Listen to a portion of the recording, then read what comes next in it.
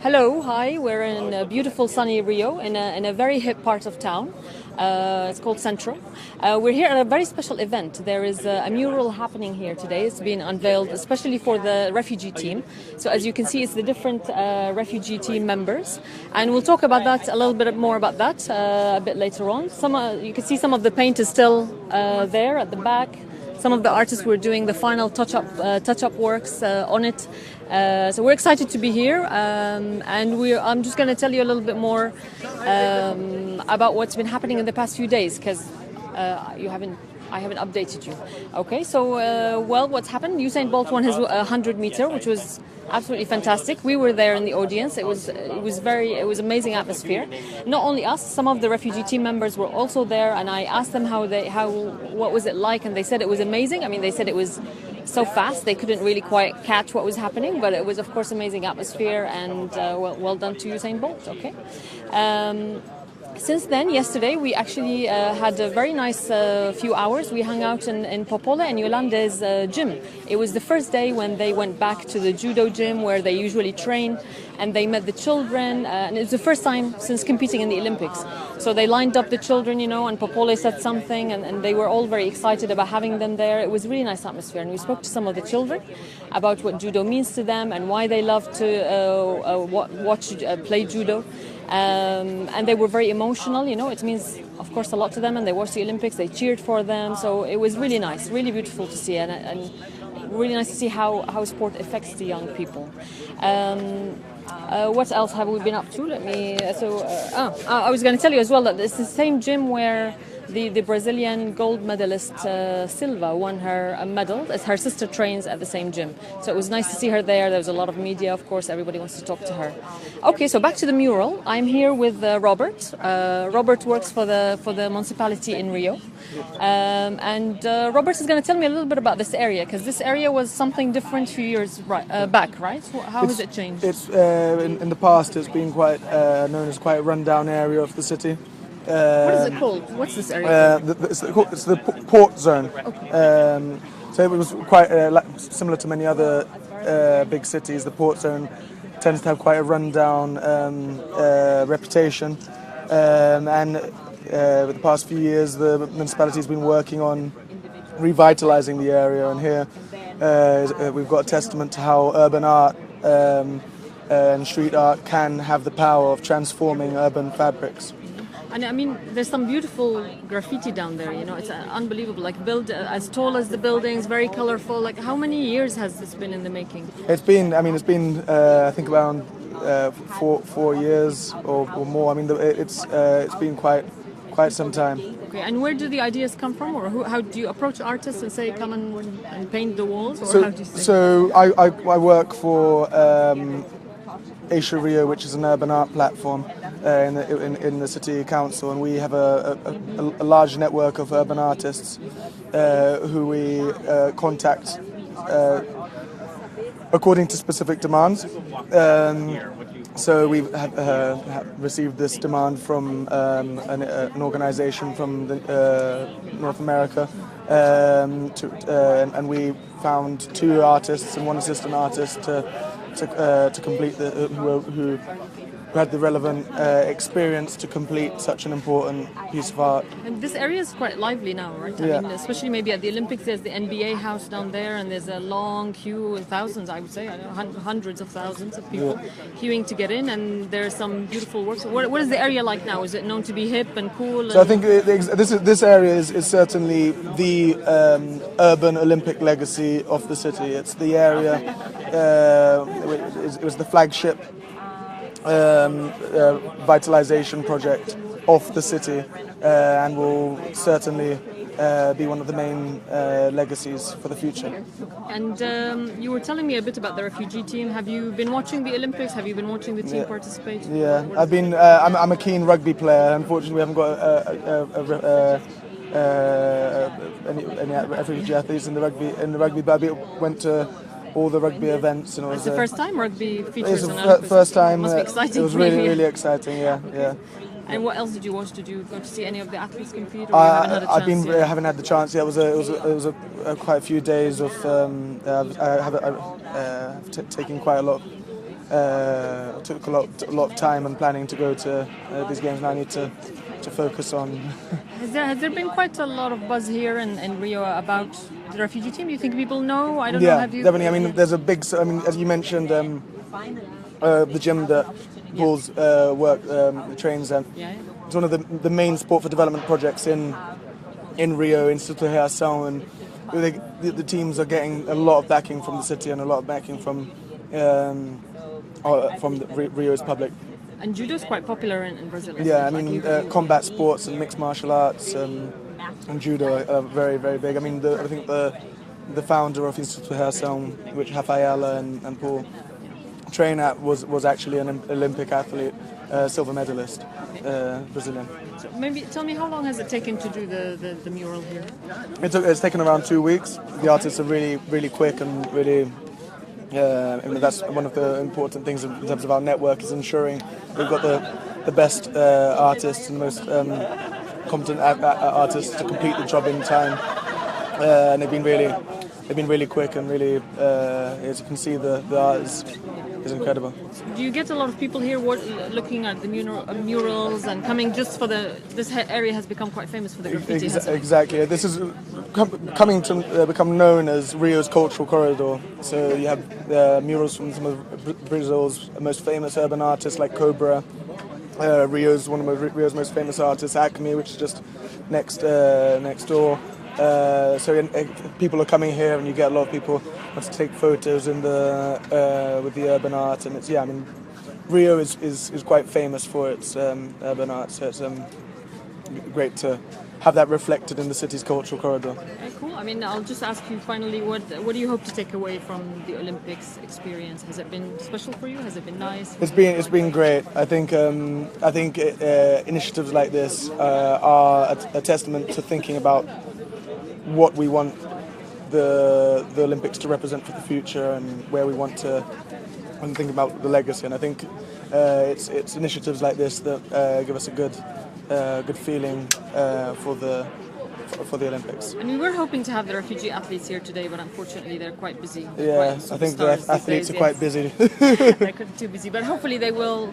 Maybe they will have a chance to see this, and they will come and. Yeah, we'll definitely try and work hard for that, because I'm sure they'd want to see it as well. And we need to try and do everything we can to try and get them out here.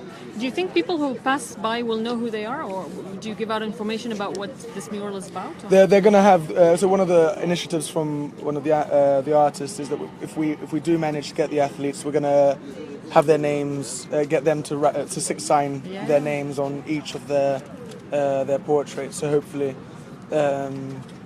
So I mean, that would be, of course, an incredible. Yeah, that would be very good. Yes, fantastic. Okay, well, I think we're speaking to somebody else. Thank you very much. Thank you very much. Thank you, and we'll speak to you soon. All right, I'm going to get Luna in here. Come in, Luna.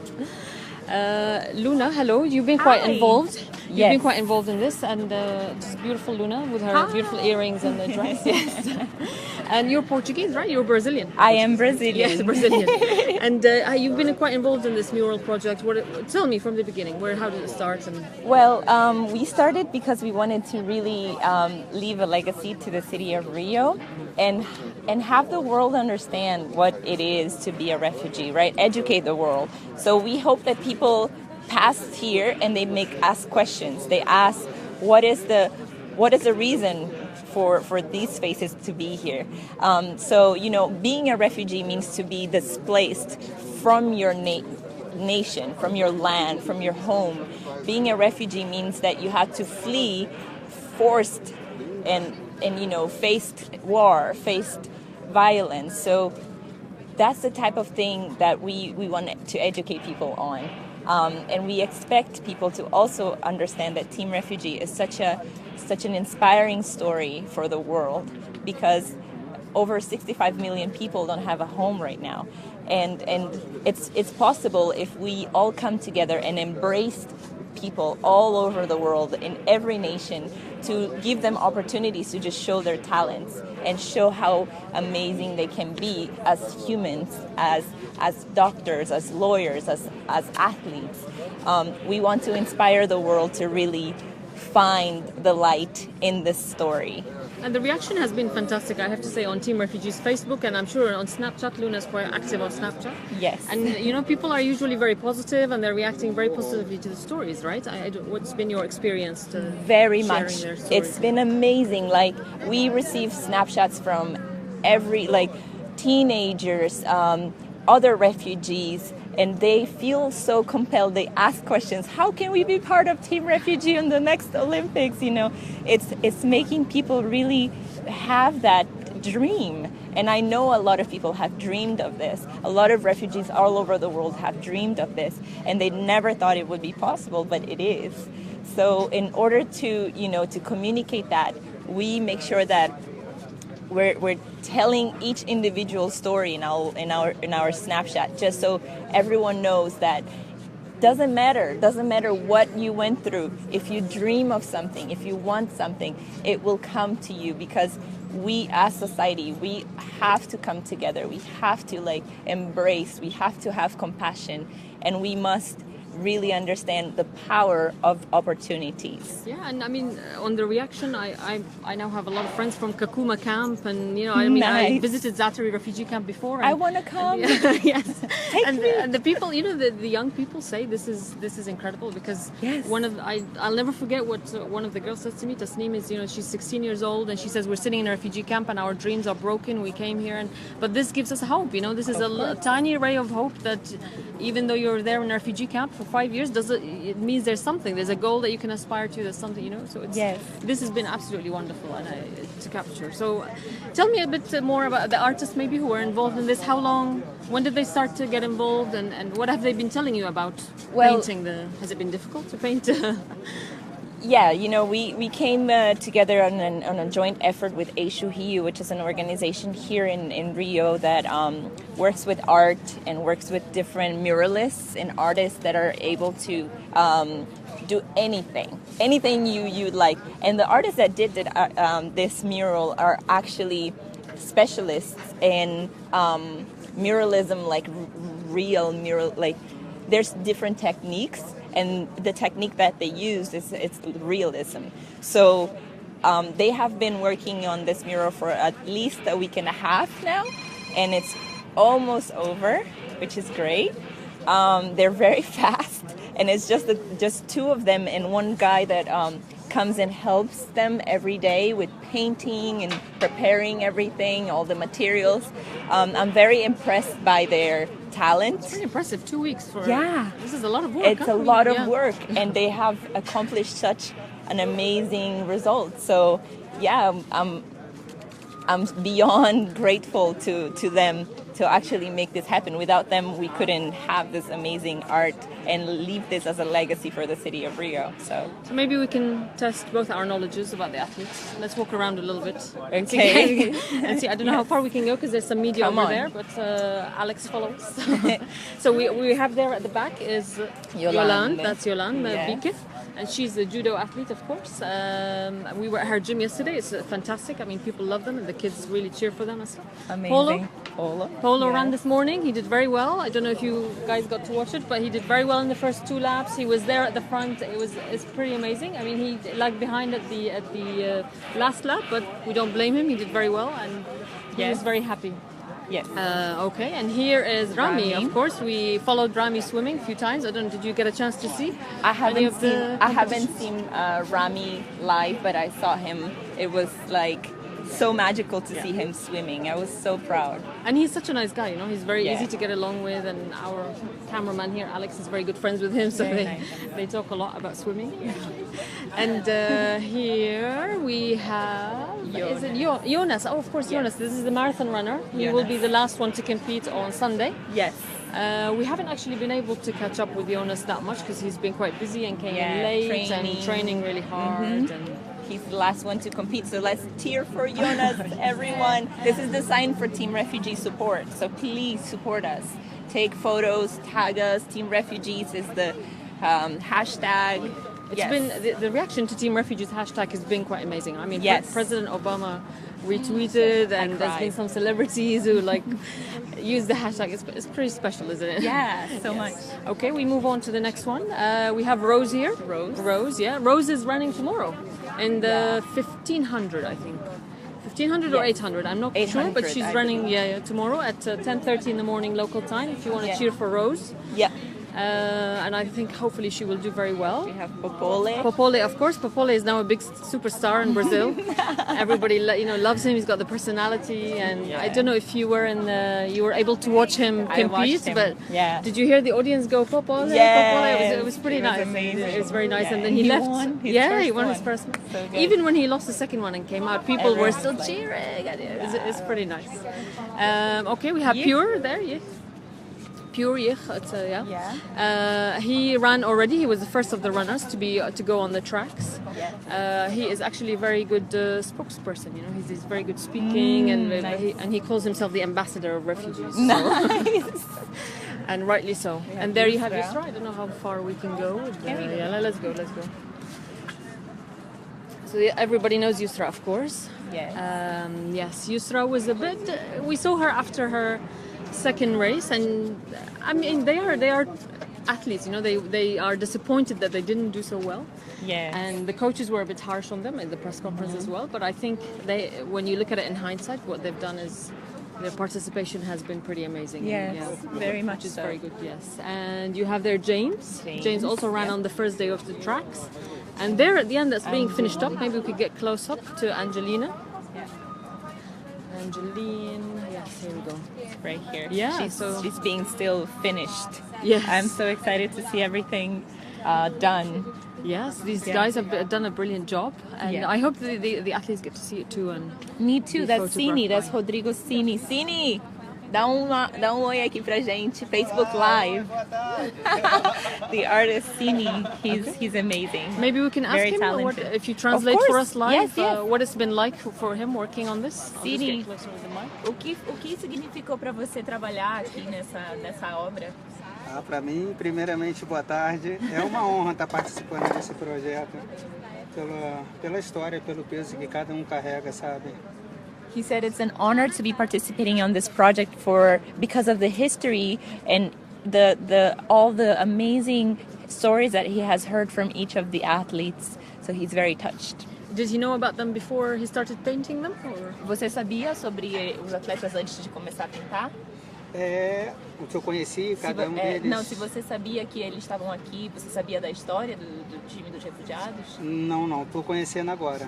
Passei a conhecer a partir do momento da proposta que surgiu de estar reproduzindo as fotos deles. He said that he learned about the refugee team as soon as he started painting. He didn't know that they were actually competing, so this has been very informative for him. Which has been the most difficult portrait to paint? Qual foi o mais difícil de pintar, Rodrigo? Bom, como eu desenvolvo já um trabalho na reprodução de fotos de crianças negras, eu já tenho a minha paleta de cores já certa. E a mais difícil foi pintar a pele branca, que foi a da menina, que é a nadadora, que para mim foi uma experiência nova.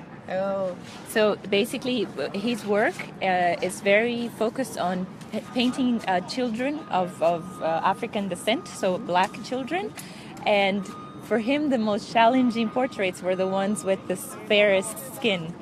Yeah, because he had a color tone palette already set for his work, and then now having athletes that are not black per se, he was a little bit like, oh God, what am I gonna do? So he had to change research the whole color palette. Exactly. Yes. Well, he's done a brilliant job. I mean, yes, tell him you've done very good. Você maravilhoso.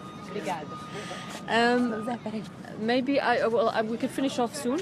Maybe you could just tell me what do you hope to be, the legacy of the wall. What do you imagine? Today's the first day, of course, so maybe not so many people. But what do you hope? What's your goal for this? My goal for this is that people really come and see this and ask questions, because we are the responsible for our society's betterment, right?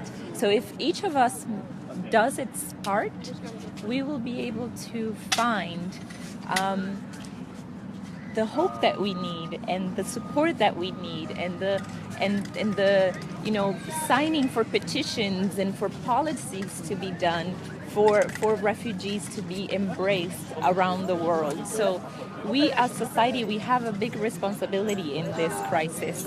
We must be aware of the issues and we must ask the right questions, because after that we are able to make a difference, and we're able to make a change. So a journalist was asking yesterday, you know, what can a hashtag do? What can the Team Refugees hashtag do? And I said, actually, quite a lot.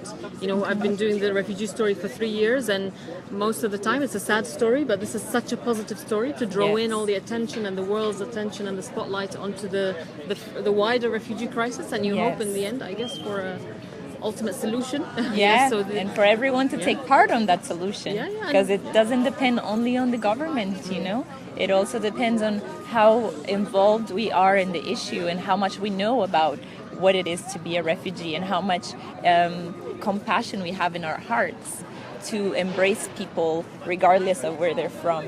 And all the athletes say, anyway, in Tokyo 2020, they would love to compete, but not under the Olympic flag. They want to go back home. They want peace, of course, to happen in their country. So, any last words? Yes. We're going to be cheering for Rose tomorrow. Let's cheer for Rose tomorrow, everyone. Team Refugees, we have an amazing story here, and we want you to be part of it, to be part of change. So please support us. Thank you, Luna. Thank you. Thank you guys very much, and we'll be back with the update later tomorrow. Okay, thank you.